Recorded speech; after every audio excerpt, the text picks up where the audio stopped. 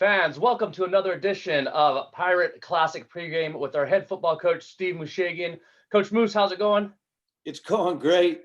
Going great. Just getting excited that we're back out doing something and seeing the kids again. Yeah, so that is true. We're back out there. We're doing a little more, but we're going to break down our 2019 game against Fullerton College.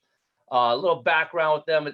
It's kind of a rivalry now after the 2016 season. Tough game down in Fullerton in the playoffs. How's that rivalry grown into 2019? Well, it started with that game. We kind of had played in 14 and 15, and it always been Fullerton would win at Fullerton and Ventura would win when it was played in Ventura. And then we didn't play them till the postseason in 16, and that was a wild 48-42 games where we had a chance that we recovered the onside kick. We had a chance to win the game with Jake Luton at quarterback, and our kids played their tails off. And, it's always tough to go down to Fullerton because they played at a high school stadium, and they'll get you by wanting, to play their games at noon or 1 o'clock. So we've always had to fight saying it's over the 100-mile rule. So we did get the one game switched to a 2 o'clock game. And there was arguments with game time. We've had the clock go out there, the scoreboard go out. They don't have showers there. So you go, and it's usually 90 degrees and the kids got to get on a bus. And I tell them, you're playing an afternoon game, and we get on the freeway coming back to Ventura, and it's 5 o'clock in jammed up traffic in those days when there was some traffic. Yeah. So our kids don't get back till like 8 o'clock at night, and they've been up since 8 o'clock in the morning, and they haven't taken a shower yet because their facility was what it was. So there was arguments about the high school facility, the showers, the hash marks, the goalposts, the scoreboard, the whole thing. We went down there and they didn't let us in because the high school runs the thing. And I'm calling, Tim at the time and asking him, hey, we can't get in. Oh, you have to wait till they get there. So our guys were sitting out in the sun, couldn't get dressed. So it kind of started that way. And then the games have been ultra competitive. And then in 2018, we went down there and played. And that's when the scoreboard went out, and we have a 1 minute or 2 minute drill driving in to win the game. And we're ranked 1, they're ranked 1, and we're ranked 2, both undefeated. And, we came up a little short in that game, and we ended up getting that game back with the forfeits and everything. But that was a big thing for us. When we're playing 19, we made it our Ventura Challenge game because we wanted a payback for all that. Yeah. So that kind of builds up to kind of how the rivalry went. As far as Garrett Campbell and myself, we have a great relationship. We talk all the time. We're both, offensive guys, and I really like him. I think he's going to do a great job for them. And they've had to fight through some of the, postseason bans and those things, but they're good people. And, we always have real competitive games. Yeah. So getting ready. This is our game of the year. We want to get at them. We come out in the first quarter, put up 10 points. We end up the first quarter leading 10-0. The second quarter is a little different. We score 17, then they score 20, but we still have a 7-point lead going into halftime. What was the flow, the talk during that first half going into halftime? Well, we knew they were very explosive offensively. So defense, we were making adjustments as we can. We had a few guys banged up. We were still playing. We only had one quarterback on our roster that game. We had Alakai, and we had to take Chris Reeves, who was our starting receiver, and have him ready because we had gray shirted our other two quarterbacks. So we only had him on the roster. So we had to have a plan. If he got knocked out or anything, we were in trouble. We knew we had the bye week coming up right after. So we were trying to get by any way that we could going into it. So going in at halftime, we felt pretty good because we were moving the ball really well. But we knew from past experiences that it was going to be a 4-quarter game, let alone a fifth quarter game. Yeah. So we come out of halftime, we put up 14. The defense throws up another 0. So, at the end of the third, we're up pretty good, 41-20.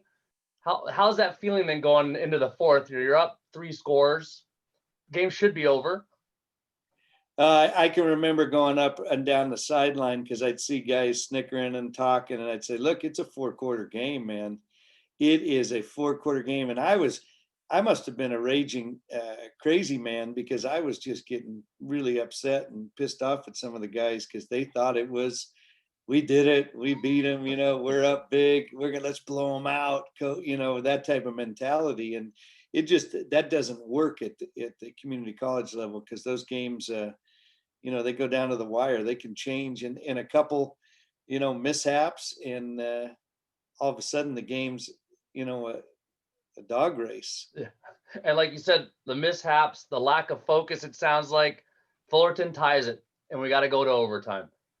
And my personal experience, I don't remember an overtime game in my time at Ventura College. Looking back, this is probably one of your first overtime games here at Ventura College, maybe your second or third. We didn't have one since we had the 4 overtime in 2012 with Bakersfield that ended up, deciding the conference championship that year. I can't remember an overtime game that we had been in. So it'd been a while. One thing that we do is every Wednesday or Tuesdays or Wednesdays as it rotates, we start our first period, we go goods against goods and we do overtime. And if the offense scores, they win. And if the defense holds them, they win. So we make a competitive situation.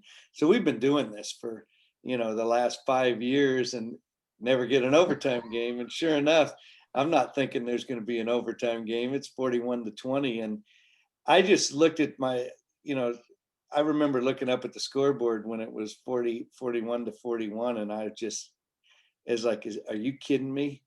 Are you kidding me? I mean, this is like, I almost was embarrassed that it happened. And, we got into it, and Jeff Fish did a good job. We knew what they were trying to do. And so we got the ball out quick, and we got a little screen out to Terrell Vaughn, and he made about 3 guys miss and scampered in the end zone. And we kicked the extra point, and here we go. Fullerton's, come on, defense, just one stop.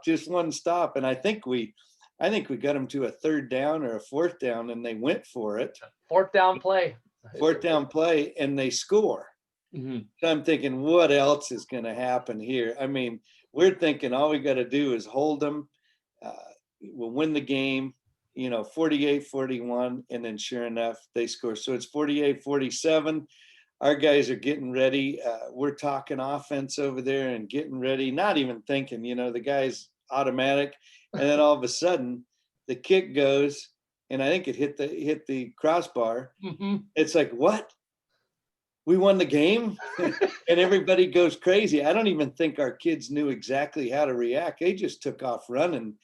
And, it got a little bit, they didn't like that. I think they thought I just think our kids were so excited to win the game. I don't think it was anything trying to be disrespectful to Fullerton at all. And, Garrett and I were talking with each other while they were running in there, and he goes, typical junior college football, right here. We were laughing, but I don't know. I guess a couple of their coaches got mad at a couple of our assistant coaches, and then we separated the guys up. It ends up being 1 or 2. It ended up being a couple non-dressed players on both sides, as it always is. It's never the guys that played. It's always the guys on the sideline. They kind of got exchanged a few words, but it ended up being peacefully, and thank God we needed a bye week, to get healthy. And somehow or another, we ended up getting out of